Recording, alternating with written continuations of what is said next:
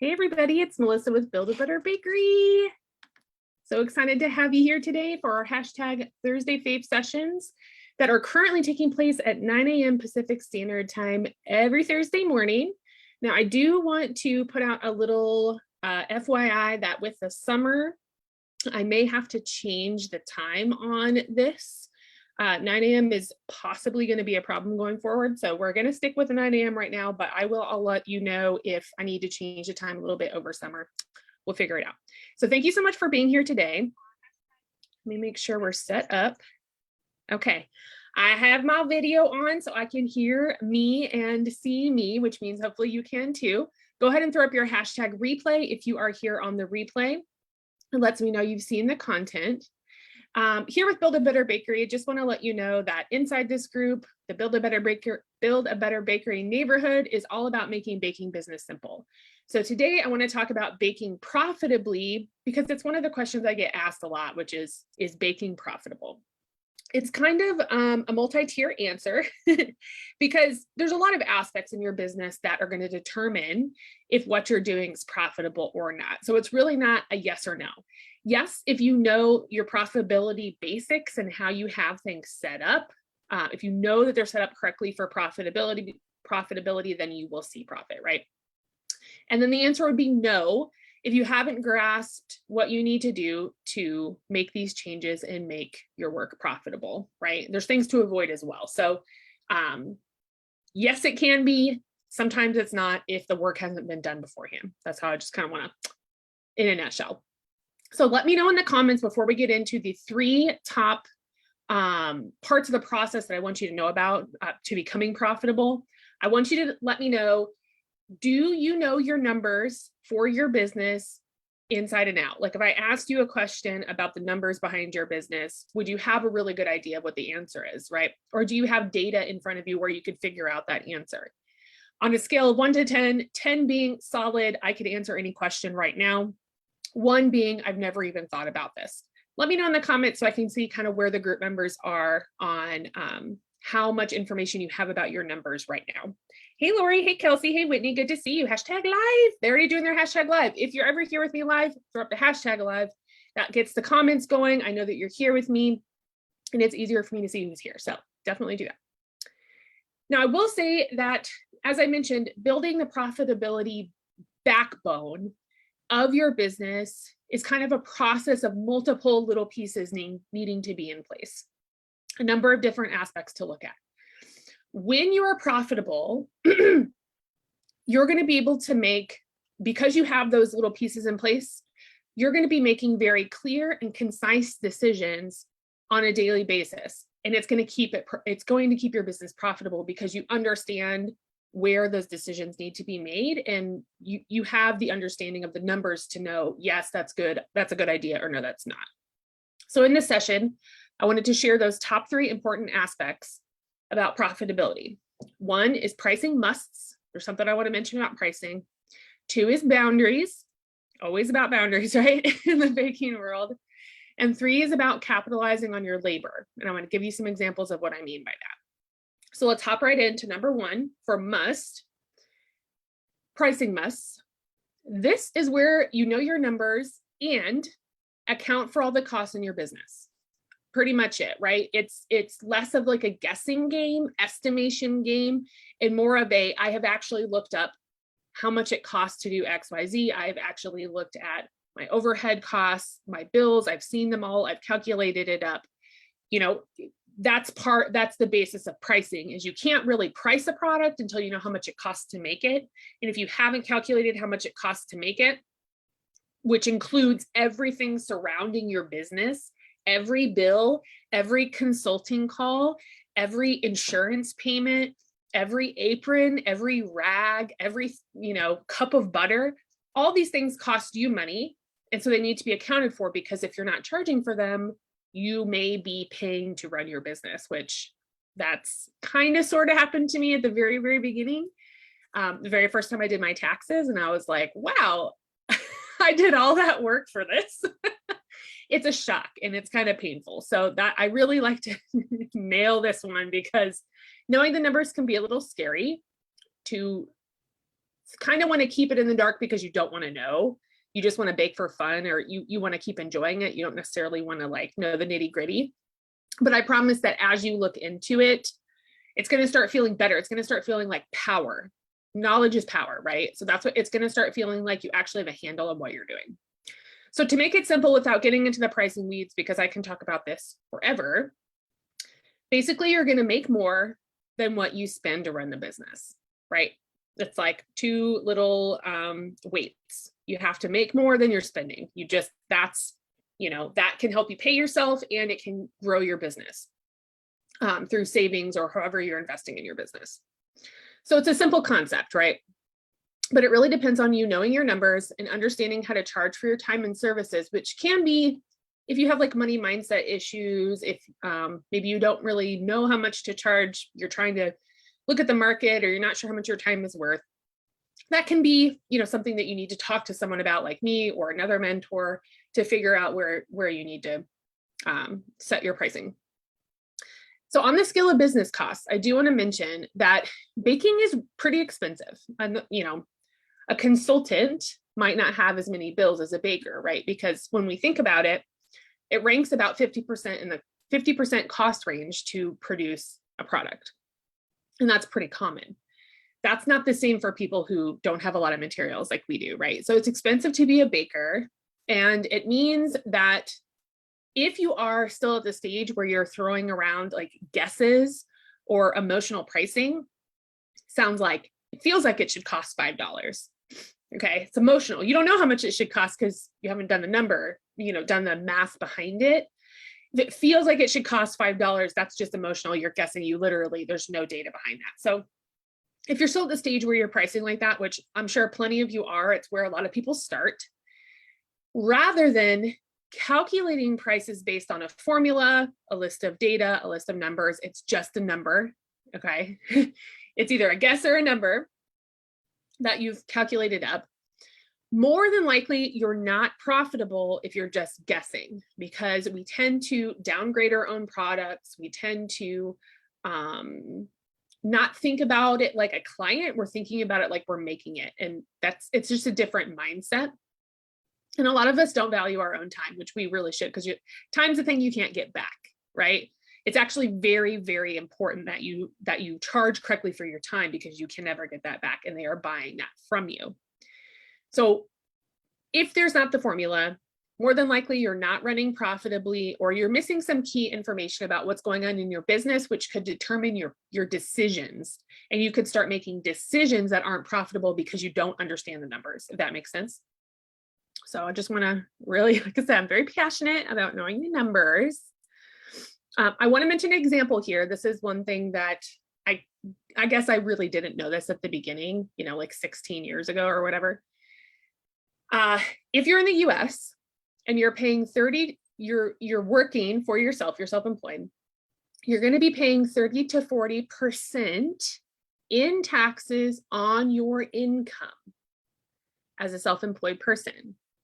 So if you didn't know that, all right, and let's say you're charging $10 an hour because you want to be above minimum wage and that you feel like that's fair, and however you're doing it, you're actually only getting like $7, and that's under minimum wage, right? Because you have to pay taxes later.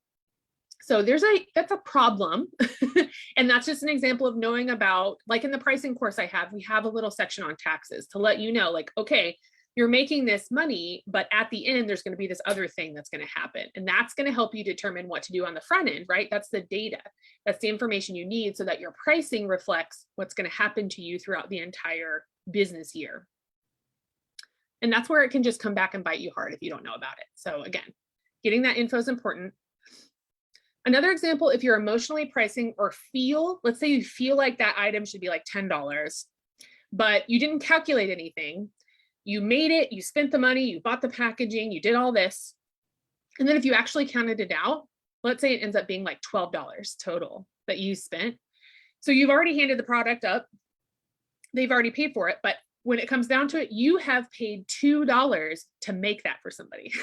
You paid $2 to make that for someone else. That happens a lot too. And if you see low pricing, anyone that's a baker that's selling low price items, that's happening to them a lot. I'm almost guaranteeing it, and they might not know it. It's just very common. So again, know your numbers. And it can feel scary, like I mentioned, but knowledge is power. And I really think that you'll start to make a lot more professional long-term growth business decisions every single day when you're doing what you're doing, because you have that information. It's not behind the curtain anymore. You know what's going on. And then even if you don't like the outcome of the numbers that you get, you can start making better choices. So you can change it once you know, but you won't change it unless you know, if that makes sense. So you could go a year or two working in a way that you wish you hadn't. But if you'd gotten some numbers, then you would, be better off. Hey, Denise. Okay, we've got a wide range of numbers here. Thank you for letting me know. Denise says, I don't see how I can fit insurance, license, and commercial kitchen costs in. So that's all going to be that's going to be under your overhead. There are multiple ways to do pricing. The way that I do it, and again, it's not the point of this live, but the way I do it is I have a formula set up so that my overhead is split across all of my orders for the year, essentially. So I take all of my bills for my overhead and I split it up into the number of orders that I think I'm going to have. So that can be different. That could be custom orders, that could be markets, that could be however you're selling your products, days of sales, whatever it is. And then I attach that same number to each of those projects or products or whatever I'm doing. And then I recoup all of my overhead that way. That's the way I like to do it. You could use a percentage, but that could be kind of strange because then it would be harder to predict what you're bringing in.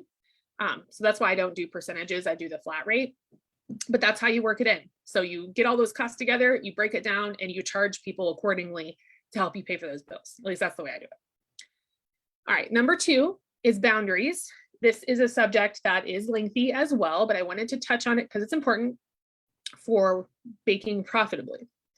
So this concept is going to save you from the rat race of baking, which happens a lot. A lot of new bakers will jump into that rat race. They'll go because they want to get experience, but when it comes down to it, they don't have a lot of boundaries and they're working for basically nothing.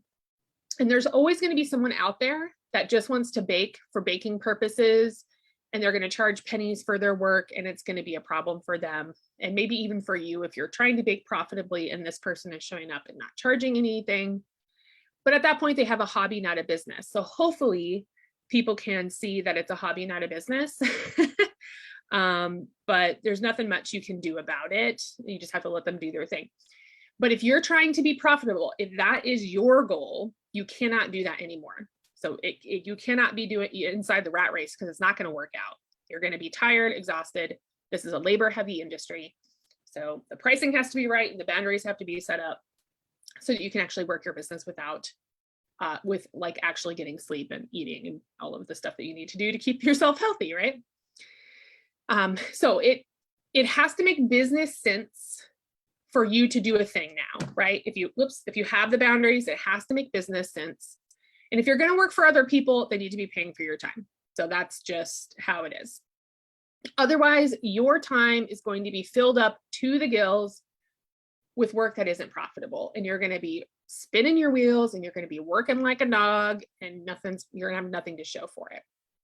So I have found that to get my mind around this, I have found it much easier to grasp this concept even years ago when I first started by thinking about my baking as a project rather than a product. So it's a project. You're asking me to like do this whole thing, design something for you, create a thing, this whole thing. It's a project. So as an example, this happened to me recently. If you're hanging out on your couch, you're finally taking a break for the day, and someone asks you to make them 6 cupcakes. And let's say you charge like $3 a cupcake or something like that. Instead of saying yes just to please them and give them what they want, think about the actual process of what they're asking you to do, because they're not thinking about it. They don't understand what we do. So you have to take the mental energy to think about, what do I actually have to do to create 6 cupcakes? Is it really worth your time to remove yourself from your time that you deserve? It's your relaxing time, so that you can clean everything up, go buy materials, mix things, bake things, clean again, package up, and then wait on them to come get the product for $18 in sales, right? And it's probably only a few bucks in profit because you have to pay for everything. So it's not to me. I mean, that's not worth it to me. Not in my book. I don't need the experience. I know how to make a cupcake.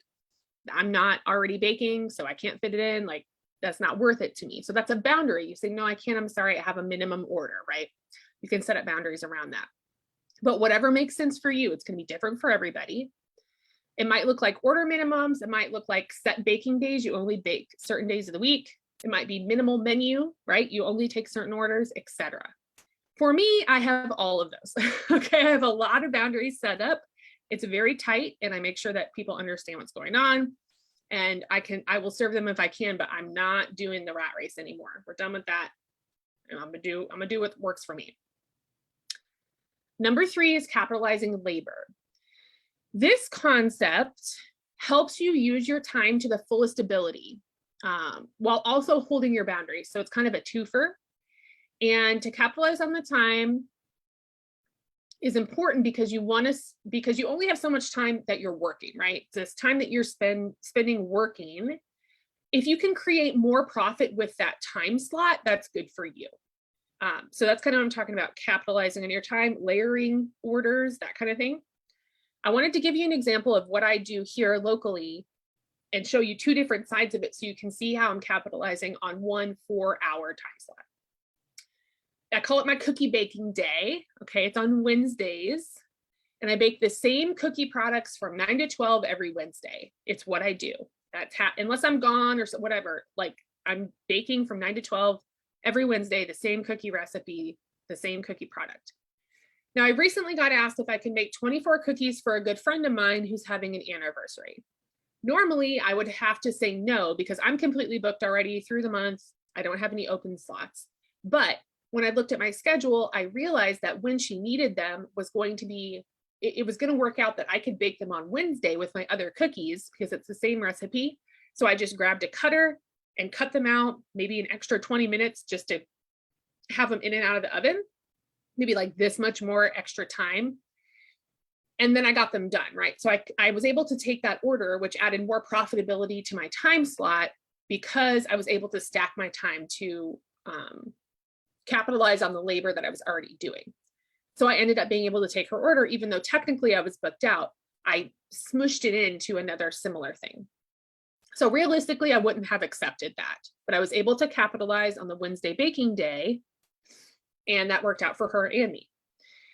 To continue to build on the cookie day idea, you can also capitalize on your time by serving different client groups with the same time frame or project.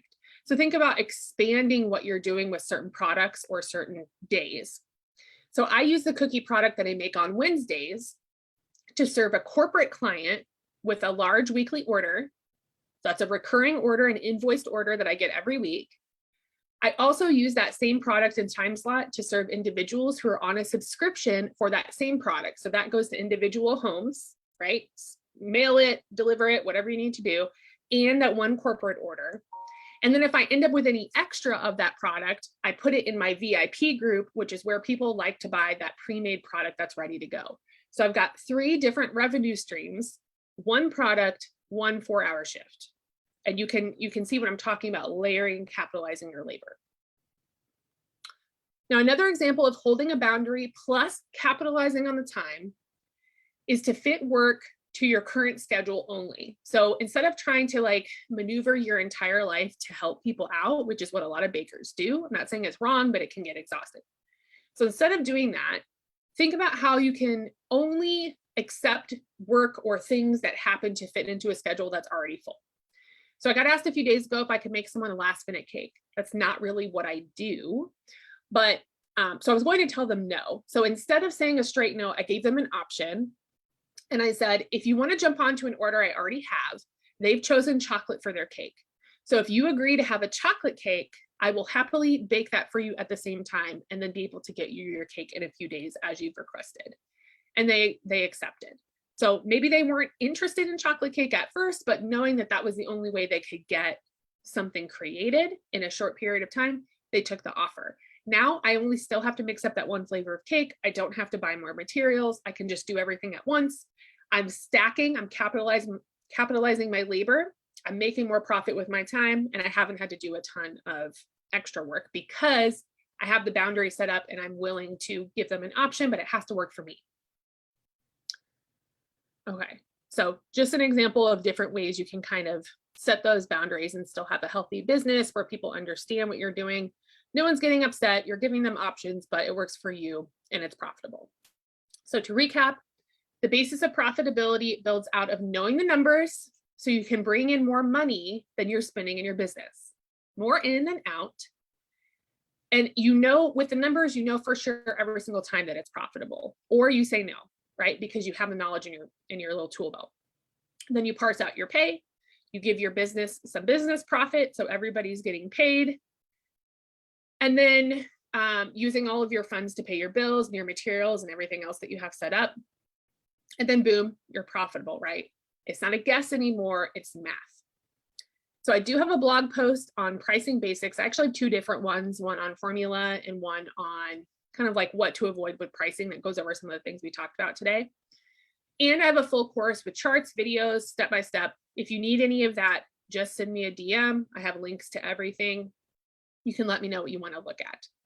I know pricing can be tricky, so I did include a formula that is comprehensive. It's actually, I've not seen anything as comprehensive as what I usually teach. And that's just going to help you get on top of what's going on. So a formula sounds like a good idea. I have that information for you. Some people also prefer just to chat in a private session about it instead of going through the course or looking at a blog post. So I do have those available as well. You can let me know if that's easier for you and we can set up a time to talk. We can do it via Zoom or phone or whatever feels good for you. So if you have an issue with boundaries or productivity, which I know some bakers do, I would suggest hanging out in the elite program at the gold or platinum tier, because that includes group coaching on a weekly basis. So I'm in Zoom just like this every single week, chatting it up with the elites about what's going on. That's a great place to get in there, get some answers, chat about how you're feeling, chat about ways that you can add some tools to your tool belt so that your business owner persona can grow on a regular controlled basis and you feel like you have somewhere to turn when you have questions. It's a really good opportunity for that.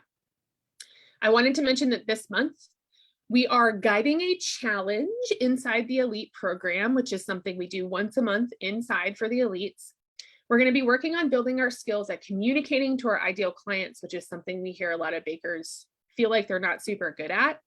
So over 1 week, what we're going to do is break it up into having a fun little, like a short exercise every day that we're going to do together, and we're going to work to compile a list of branded words. Super simple, but we're going to have like 4 little investigation exercises, and we're going to end up with a list of branded words that are going to help you attract more of your ideal clients through your consistent, attractive word use, right? So this is going to be in your posting, on your websites, on your menus, etc.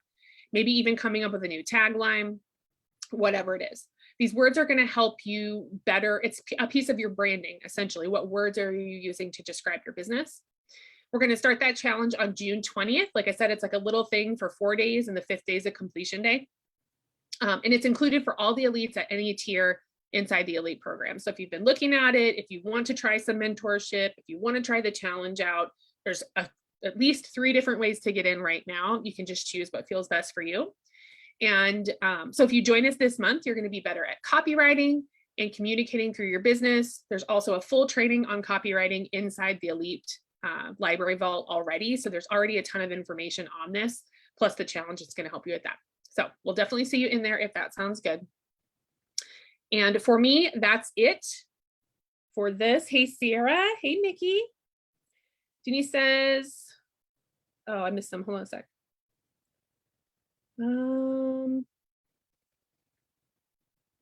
Whitney says, everything's up to date. She's just not that far along. So it looks like she's just going to keep working on it.